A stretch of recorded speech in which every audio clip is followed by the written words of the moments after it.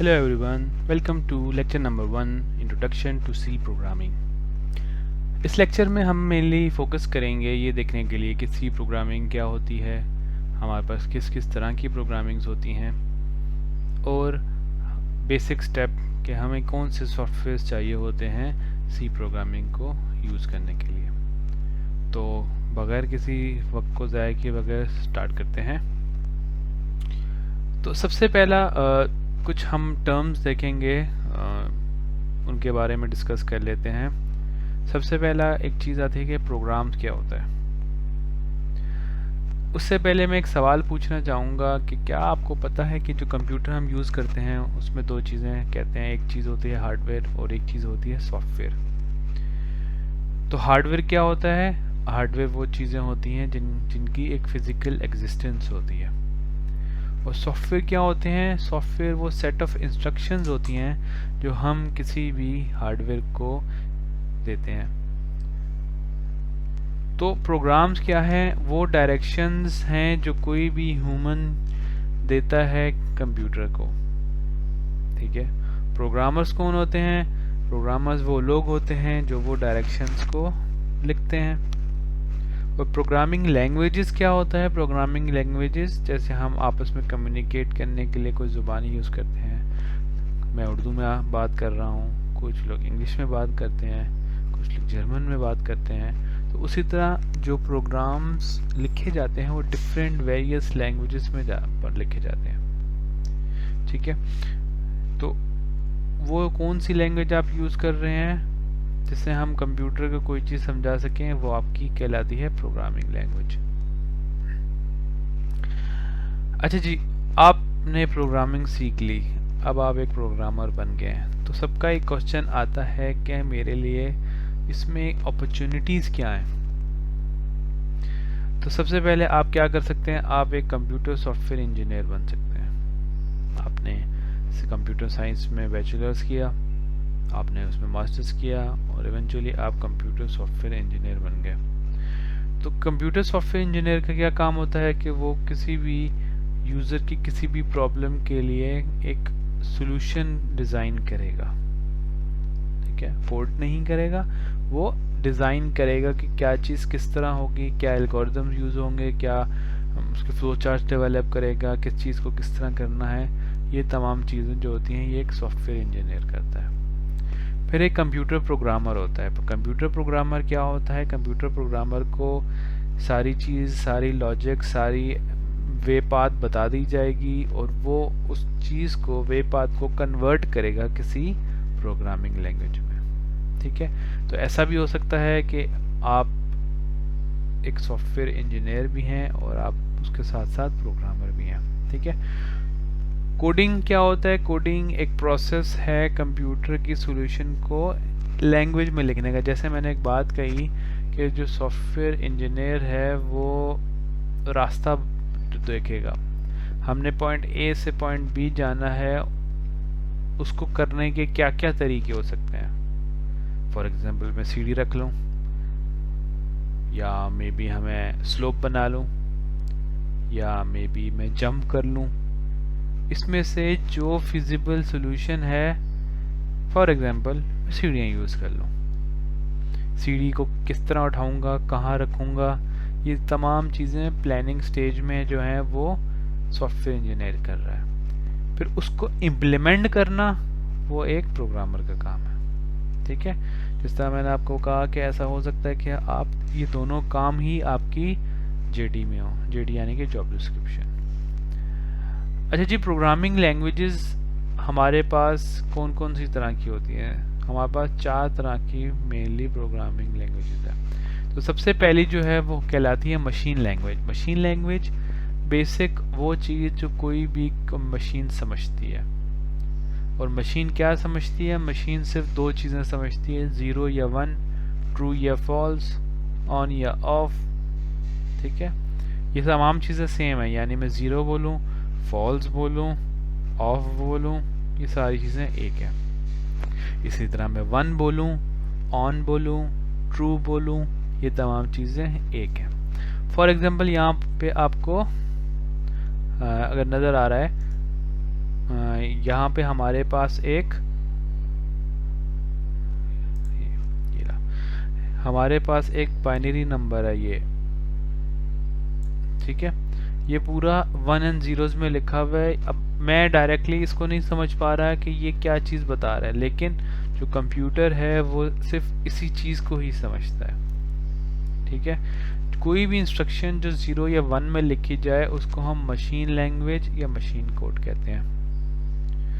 अच्छा, हर कंप्यूटर की machine language different होती है, किस आर्किटेक्चर पे वो डिपेंड करता है, उस पे उसकी मशीन लैंग्वेज अलग होगी, ठीक है। इस चीज़ को हम लेटर ऑन डिस्कस करेंगे। तो मशीन लैंग्वेज जो है वो एक तरीका है कम्युनिकेट करने का कंप्यूटर से विदाउट एनी ट्रांसलेशन, डायरेक्टली उसको आपका कंप्यूटर समझ लेगा, ठीक है। तो मशीन लैंग्वेज में अगर हम प्रोग्रामिंग करें तो वो एरर से प्रोन है, टेडियस है, और उसके लिए काफ़ी हाईली ट्रेंड आपको प्रोग्रामर्स चाहिए, और ये एक ऐसी चीज़ नहीं है जो हम रिकमेंड करेंगे करें, क्योंकि मशीन लैंग्वेज एक बहुत ही मुश्किल चीज़ है, ठीक है। क्योंकि 1 एंड जीरोस में किसी चीज़ को भी कन्वर्ट करना एक मुश्किल काम है। तो सेकंड नंबर, इससे थोड़ा सा हाई लेवल पे चले जाएं तो हमारे पास आती है assembly language. Assembly language mixture in between है मशीन लैंग्वेज और हाई लेवल लैंग्वेज का। अच्छा, हमारे पास असेंबली लैंग्वेज में निमोनिक्स होते हैं। निमोनिक्स का कहते हैं कि कुछ ऐसे वर्ड्स जो कि करीब करीब हैं आपके इंग्लिश से, लेकिन इसमें आपको आर्किटेक्चरल नॉलेज बहुत इम्पोर्टेंट होती है, यानी आपको पता होना चाहिए कि इस कंप्यूटर में काम कैसे हो रहा है, उन क्या चीज़ किस तरह सेव हो रही है, क्या चीज़ किस तरह फ्लो हो रही है, तभी आप असेंबली में काम कर सकते हैं। अच्छा, हमारे पास जो टूल होता है, अब कंप्यूटर जो है वो सिर्फ मशीन लैंग्वेज समझता है। बेशक मैं असेंबली में लिख रहा हूँ, लेकिन कंप्यूटर को समझाने के लिए मुझे मशीन लैंग्वेज 1 एंड जीरोस चाहिए। तो हमारे पास एक प्रोग्राम होता है जो कि मेरी असेंबली लैंग्वेज को कन्वर्ट करता है मशीन लैंग्वेज में, जिसको मैं क्या कहता हूँ, जिसको मैं कहता हूँ असेंबलर, ठीक है। तो असेंबली में प्रोग्राम लिखना as compared to machine language काफ़ी हद तक आसान है, ठीक है, लेकिन फिर भी काफ़ी टेडियस है और काफ़ी हाईली ट्रेंड आपको प्रोग्रामर चाहिए इस काम को करने के लिए।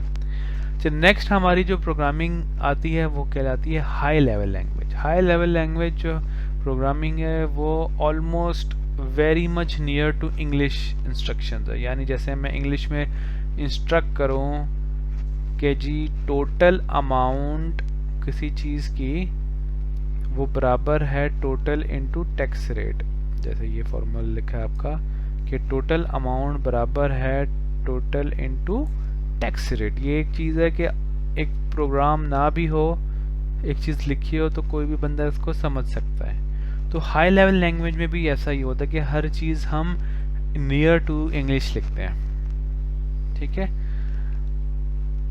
अब इस चीज़ को कन्वर्ट करने के लिए हमारे पास दो तरह की चीज़ होता है। हाई लेवल लैंग्वेज भी दो तरह की होती है, एक होते हैं कंपाइलर बेस्ड और एक होते हैं इंटरप्रेटर। कंपाइलर बेस्ड क्या करता है कि वो आपकी हाई लेवल लैंग्वेज को कन्वर्ट करता है 1 एंड जीरोस में, लेकिन वो क्या करेगा कंपाइलर आपके पूरे प्रोग्राम को एक साथ कन्वर्ट करेगा। फॉर एग्जांपल, मैंने टैक्स अमाउंट कैलकुलेट की, फिर मैंने टैक्स अमाउंट को स्क्रीन पे शो किया, फिर मैंने टैक्स अमाउंट को रीकैलकुलेट किया, फिर मैंने टैक्स अमाउंट को फिर स्क्रीन पे शो किया, फिर मैंने टैक्स अमाउंट को किसी और नंबर से मल्टीप्लाई कर दिया, एक एग्जांपल दे रहा हूँ, और फिर उसको प्रिंट किया। अब जब इस चीज़ को मैं कंपाइलर की मदद से करूँगा तो ये पूरा कोड उसको चलाएगा, उसमें कोई एरर होगा मुझे बताएगा, ठीक है, और इवेंचुअली अगर कोई एरर नहीं होगा, कोई मसला नहीं होगा, तो मेरे उस प्रोग्राम को रन कर देगा। लेकिन इंटरप्रेटर में ऐसा नहीं होता। इंटरप्रेटर में क्या होता है कि हम एक एक लाइन लिखेंगे, यानी कि tax amount is total into tax rate, वो इसको एग्जीक्यूट करेगा, इसका रिजल्ट देगा, फिर वो नेक्स्ट लाइन पे जाएगा, ठीक है। लेकिन कंपाइलर में क्या था कि वो पूरे कोड को एक साथ कंपाइल करेगा, कन्वर्ट करेगा, फिर उस पूरे प्रोग्राम को एक साथ रन करेगा, ठीक है। जो सी लैंग्वेज है वो कंपाइलर बेस्ड है, interpreter based languages, for example आपके पास बेसिक लैंग्वेज जो है वो इंटरप्रेट बेस्ड लैंग्वेज है, ठीक है। तो या फिर हमारे पास थर्ड आ जाती है प्रोसीजर ओरिएंटेड या ऑब्जेक्ट ओरिएंटेड प्रोग्रामिंग हम कह सकते हैं, ठीक है, जिसमें हमारे पास कोबोल आ गई है, बेसिक आ गई है, सी आ गई है, सॉरी ये आपकी प्रोसीजर ओरिएंटेड प्रोग्राम है, ठीक है।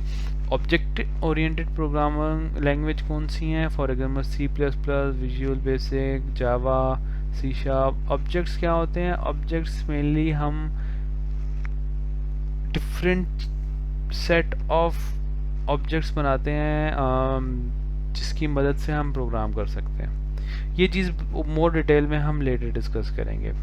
अपने लेक्चर को समराइज करते हैं कि जी प्रोग्राम क्या है, कि सेट बाय सेट इंस्ट्रक्शन है जिससे हम कंप्यूटर को बताते हैं कि उसने क्या करना है, ठीक है। अब आप प्रोग्रामर जो हैं वो प्रोग्रामिंग लैंग्वेजेस को यूज़ करते हैं कंप्यूटर के साथ कम्युनिकेट करने के लिए, ठीक है। हमारे पास जो बेसिक प्रोग्रामिंग लैंग्वेज है वो मशीन लैंग्वेज है, जिसमें हर चीज़ को हम 0 और 1 में बताते हैं। फिर हमारे पास असेंबली लैंग्वेज आती है जिसमें हमारे पास निमोनिक्स होते हैं, और लेकिन इसमें हमें आर्किटेक्चर बेस्ड नॉलेज बहुत ज़्यादा चाहिए होती है। फिर आपकी हाई लैंग्वेज बेस आती है जिसमें प्रोसीजर और ऑब्जेक्ट ओरिएंटेड होती हैं, ठीक है। सी जो है वो प्रोसीजर बेस्ड है। अच्छा, अब हम देखेंगे कि हम सॉफ्टवेयर कैसे इंस्टॉल करेंगे जिसकी मदद से हम प्रोग्रामिंग कर सकें। तो हमारे पास बहुत सारे सॉफ्टवेयर हैं जिसमें एक कॉमन सॉफ्टवेयर जो है वो है कोड ब्लॉक्स।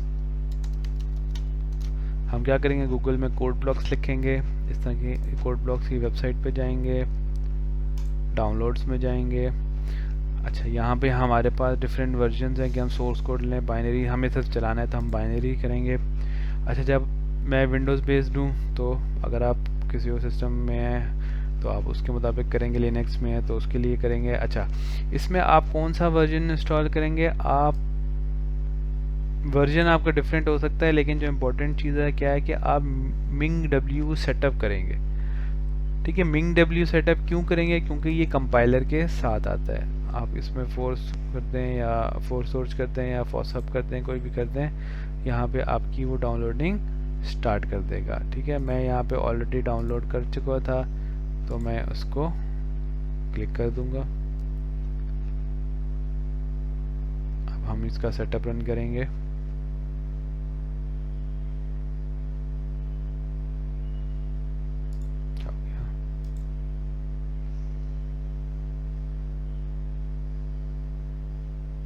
पीसी मेरा थोड़ा स्लो हुआ है।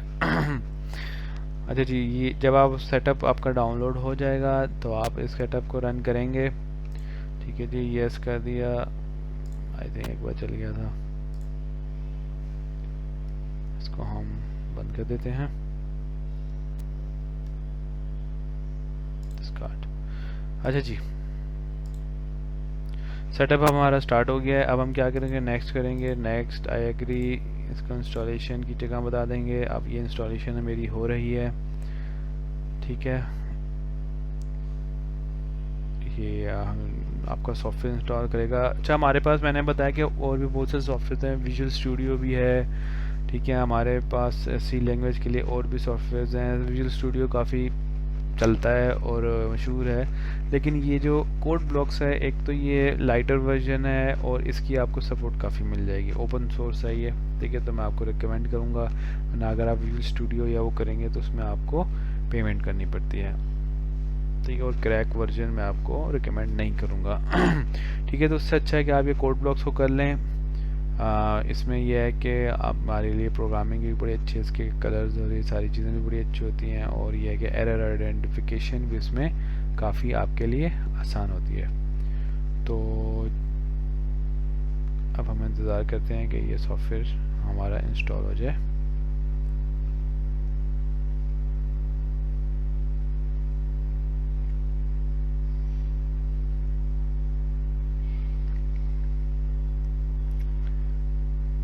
इस चीज़ को मैं स्किप इसलिए नहीं करना चाह रहा क्योंकि ये एंड में एक स्टेप आएगा, वो मैंने आपको बताना है कि वो स्टेप के वो करना काफ़ी ज़रूरी होता है, क्योंकि अगर वो स्टेप हम स्किप कर देते हैं तो हमारा कंपाइलर सही तरह कॉन्फ़िगर नहीं होता, और जिसकी वजह से हमें प्रॉब्लम होती है। फिर हमें सेटिंग में जाके उस चीज़ को वापस रेक्टिफाई करना पड़ता है। तो कोशिश करते हैं कि वो प्रॉब्लम आई ही नहीं हमें।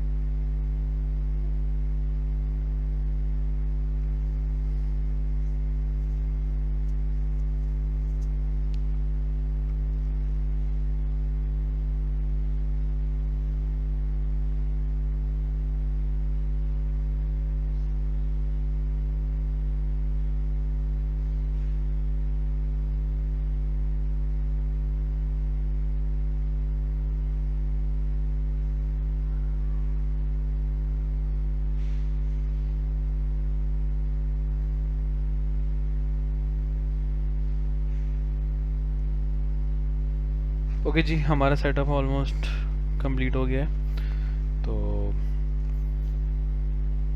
ओके यस, हम रन करना चाहते हैं।